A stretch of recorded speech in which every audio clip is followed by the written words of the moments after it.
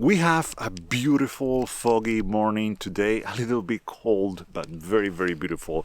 And the thing is, I knew it was going to be foggy this morning, and that's why I woke up earlier than usual and I was ready to go. You know how much I love fog, you know how important fog is for my photography, but what I've never talked about is how I predict or try to predict fog. So in this video, I'm going to show you how I do it, the app that I use, and the data I look for. We have to keep in mind that every place is different, but this method that I'm going to share with you today has worked quite well for me in the past in very different places. A couple warnings before we begin. The first one is that this is not an exact science, it's quite the opposite. It's pretty hard to predict if there is going to be fog or not. But over time, you'll get better at it. You'll get better at reading the signs that sometimes are all over the place, depending on the place where you live and depending on the landscape that you have around you. This is extremely important. The more you know the landscape, the better you're going to get at it, the better you're going to get at predicting fog. Also almost goes without saying, but not every place gets fog. So no matter how good you get at predicting fog, that is not going to make it happen. In some places, fog might be seasonal. So it might happen more often in the summer. In some other places, it might happen more often in the winter. For example, here where I am, it happens in the summer, but it happens more often in the winter. And that's because we have days like today. It was very cold last night. It's going to be very warm today. And it rained a couple days ago, so there is a lot of humidity on the ground that got very cold during the night, and now it's warming up and it's releasing all that humidity into the air.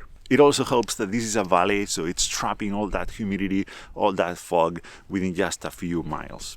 And these are our first clues for fog: some humidity on the ground and some significant difference in temperature between the night and the day. Another two requirements for fog are the wind. The less wind, the better. No wind would be the best. And the rain. If it rains, there is not going to be fog. At least this kind of fog, the thick fog that we have today. We might have some fog, some mist, some atmosphere created by the rain itself, but in most cases, it's going to be just a gray day. Your photos are going to look like it's just a cloudy day, but you're going to get wet. If we put all of this together, along with the knowledge that we have of the location of the landscape, we're going to have a much clearer idea of the possibilities of the chances of fog at any given day just by using any weather app. But we can do a little bit better by using another two numbers, another two factors that are important for fog. To do this, I use an app called Clear Outside. I think it's only available for iOS. It's not a good app. It's a very old app. It hasn't been updated in years, but I like that it's very simple and I can see all the information at a glance without any hassle. But any weather app that gives you this information will work, of course. The other two numbers I look for that you don't usually get on a plain weather report are humidity and the dew point. The higher the humidity, the better. At least here, fog doesn't happen with humidity below 90%. Right now, it's around 95%. The other one is the dew point. The closer the dew point is to the real temperature, the higher the chance of fog. This morning, I think it's 1 degree, 1.5 degrees below the real temperature, and this is in Celsius. It might be 2 to 3 Fahrenheit degrees below the real temperature, but I feel like the closer those two numbers are, the thicker the fog gets. As I said, it's the simplicity of the Clear Outside app that I like, because at a glance, at just one glimpse, I can see all the information that I look for.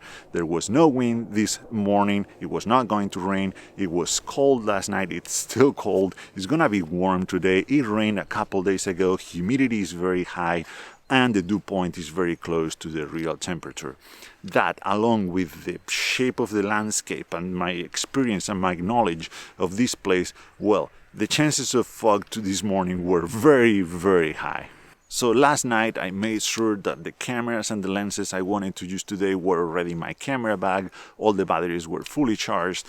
So this morning I just had to wake up, have some coffee, and get out here. Just a couple things about the app that I mentioned today, Clear Outside. I'm gonna leave the description. What are the chances of a helicopter flying around in foggy weather? Maybe they shouldn't be flying right now. Anyway, a couple things about the app that I mentioned today, Clear Outside. I'm gonna leave the link in the description down below to the App Store. You can download it there for free. The thing is that Clear Outside gets its information from Dark Sky. It's another weather app that was recently bought by Apple, and they are shutting it down. They are shutting down the access to the information from other developers. So Clear Outside might stop working very soon, maybe by the end of this year, and at that point I will have to look for another weather app that provides you the same information in a way that is as simple as this one. If there is none, I might have to make one myself, but I hope this was useful. Again, this is not an exact science, and fog will behave very differently depending on the location. All these tools that I just gave you might give you a rough idea of what to expect. Ideally, you will use them along with the knowledge that you have of the location to have a better idea of what to expect. Anyway, feel free to share in the comments down below your tips and tricks about how to predict weather conditions that might be useful for other people. This is all for today. Thank you so much for watching, and see you in the next one.